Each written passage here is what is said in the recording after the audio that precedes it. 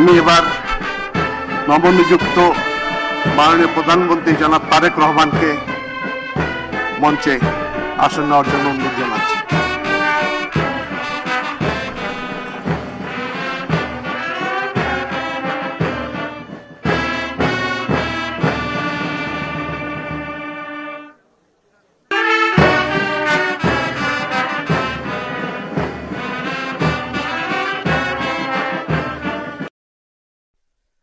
أعوذ بالله من الشيطان الرجيم.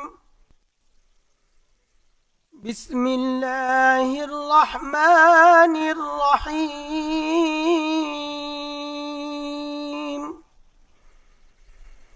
قل اللهم مالك الملك تؤتي الملك من تشاء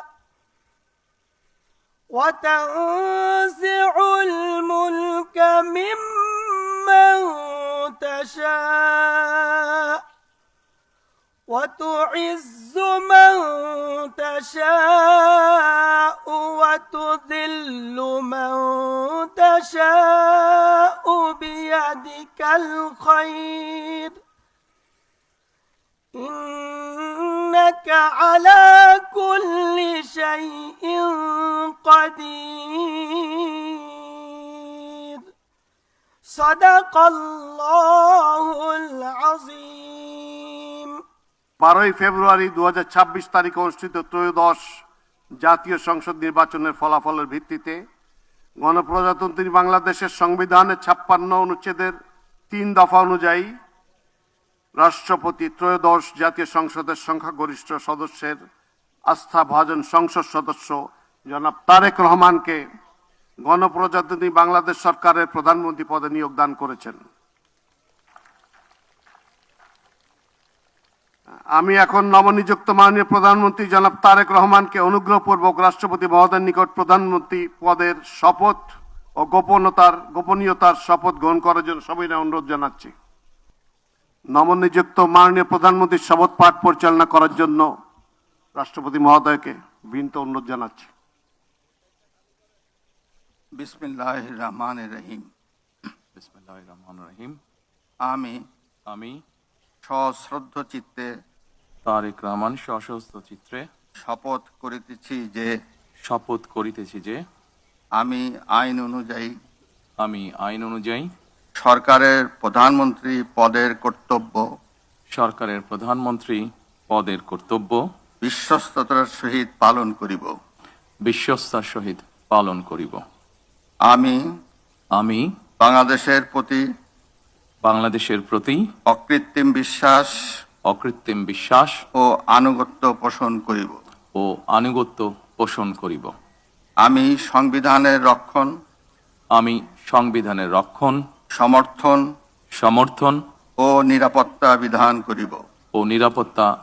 করিব। আমি ভীতি বা অনুগ্রহ অনুরাগ বা বিরাগের বশবর্তী না হইয়া সকলের প্রতি আইন অনুযায়ী যথাবিহিত আচরণ করিব। এবার মাননীয় প্রধানমন্ত্রীর গোপনীয়তার শপথ পাঠ পরিচালনা করার জন্য রাষ্ট্রপতি মহোদয়কে বিনীত অনুরোধ জানাচ্ছি। আমি তারেক রহমান সশস্ত্র চিত্রে শপথ করিতেছি যে সরকারের প্রধানমন্ত্রী রূপে যে সকল বিষয় আমার বিবেচনার জন্য আনিত হইবে বা যে সকল বিষয় আমি অবগত হইব তাহা প্রধানমন্ত্রী রূপে যথাযথভাবে আমার কর্তব্য পালনের প্রয়োজন ব্যতীত প্রত্যক্ষ বা পরোক্ষভাবে কোনো ব্যক্তিকে জ্ঞাপন করিব না বা কোনো ব্যক্তির নিকট প্রকাশ করিব না। ধন্যবাদ। মাননীয় প্রধানমন্ত্রীকে পদের শপথ ও গোপনীয়তার শপথ স্বাক্ষর করার জন্য এবং স্বাক্ষর শেষে নির্ধারিত আসন গ্রহণ করার জন্য বিনীত অনুরোধ জানাচ্ছি।